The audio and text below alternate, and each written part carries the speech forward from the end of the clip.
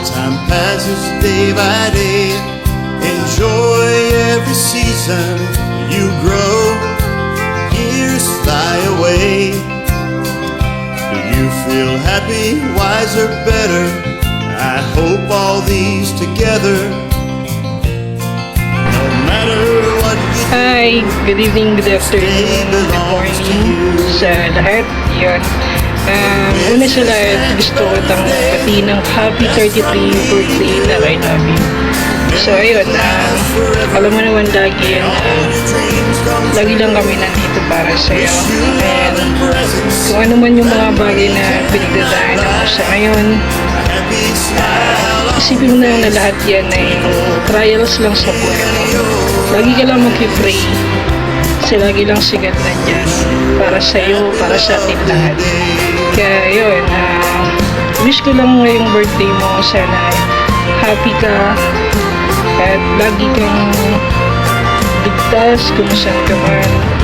Basta yun lang, lagi lang kami nandito ng mami mo, ng mga kapatid mo, mga mamila mo, tita, tito, lagi lang kami nandito. Basta mahal na mahal ka namin. I love you. Stay strong, put up a fight for all. Ayan, happy birthday sa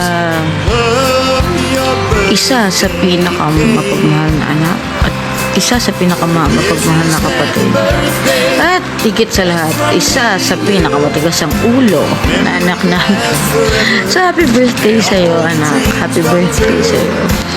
So, wish ko sana masettle ang lahat ng mga struggles na pinagdadaanan mo sa buhay para malesen naman yung mga iniisip mo. Thank you sa pagiging isang mapagmahal na anak, nakasuporta sa amin ang daddy mo. Ano pa ba? Alam ko napakarami kong gustong sabihin sa'yo eh. Pero masyado kasing mahaba pagka sinabi ko pa lahat. So, ito na lang. Thank you sa pagiging supportive mo. Lalo na sa akin. Lagi mo sinasabi sa akin na pag nai-stress na ako, Mami, nandito lang ako. Kung ano't ano mo, naiintindihan kita. Lagi ako nakasupport sa'yo.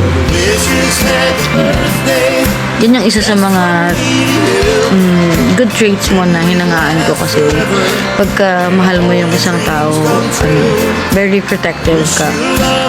So, keep it up sa mga ganong bagay. And thank you for accepting me as one of your mom. Also, and bawas-bawasan ang pag-impinutin, mainitin ng ulo, at huwag magpa-stress sa mga bagay-bagay na naririnig mo. As long as mabuting tao ka at alam mo sa sarili mo, wala kang tinatapakan na ibang tao. Hayaan mo sila. Happy birthday ulit!